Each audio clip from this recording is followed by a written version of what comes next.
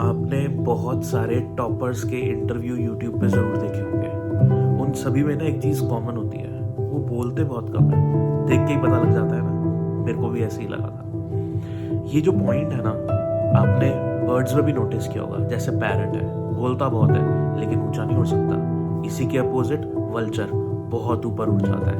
तो कबीर जी ने भी ऐसे बोला है, कहो कबीर छूछा घट बोला है, भरया होए सो कभू ना डोला है। मतलब जो इंसान ज्ञान से भरा हुआ होता है वो तो कम बोलता है, और जो खाली होता है वो खाली बर्तन की जैसे आवाज़ बहुत करता है। तो हमको भी ये चीज़ बहुत ध्यान में रखनी चाहिए कि अपनी लाइफ में हमें कम बोलना चाहिए।